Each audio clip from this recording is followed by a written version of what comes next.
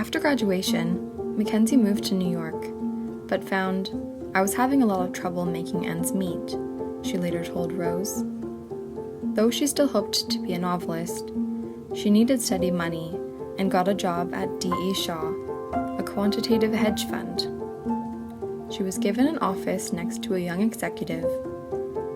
Hearing that giant laugh of his, she has said she became intrigued.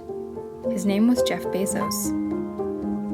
3 months after meeting at Shaw, Bezos and Mackenzie got engaged. She later told Vogue that she pursued him. They married in September 1993, when she was only 23. While at Shaw, recognizing the furious rate of growth of internet usage, Bezos decided he had to get involved in online sales and made his pitch to Mackenzie. "I told my wife that I wanted to quit my job and go do this crazy thing that probably wouldn't work since most startups don't, and I wasn't sure what would happen after that," Bezos said in a 2010 speech. Though she could have chosen financial stability and predictability after all the upheaval she'd been through, Scott instead embraced the risk.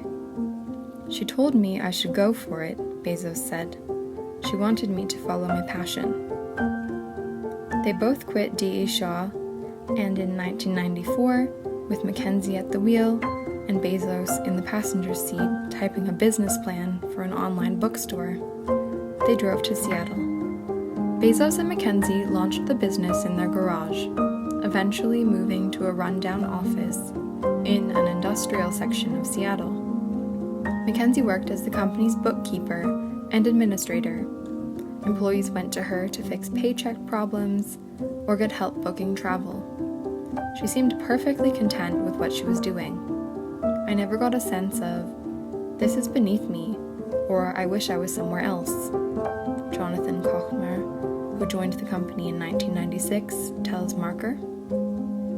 At the time, Amazon was one of several competitors trying to figure out online book selling, and it was unclear who would win, if any. Barnes & Noble, Borders, and independent bookstores seemed impenetrable. Amid all the talk of books, few co-workers knew of Mackenzie's literary pedigree and ambitions. In those years, Mackenzie was quietly taking a night course at the University of Washington on fiction writing, then a writing workshop, working on a draft of what would become her first novel, according to her writing teacher at the time, Carol Glickfeld. Within books-obsessed Amazon, though, Mackenzie didn't distinguish herself as a book enthusiast, as a fiction writer, or as much more than the boss's pleasant wife who handled numbers. She mostly stayed at her desk, which a 1997 office map shows was in a shared office off an interior corridor just on the other side of the copier room. In 2013, Mackenzie published her second book, Traps. For Traps, again Scott did serious research, spending a week on a movie set and working at a dog shelter. It's far different from Luther, with 4 women's lives intersecting in the dry Nevada landscape over 4 days. This time, she promoted the book with high-profile interviews with Vogue and Charlie Rose. Many of the interview questions centered around her husband. "Jeff is the opposite of me," she told Vogue. "He likes to meet people. He's a very social guy. Cocktail parties for me can be nerve-wracking. She, on the other hand, preferred being in her own head. I like to endlessly analyze conversations and think about words and tinker with words," she told Rose.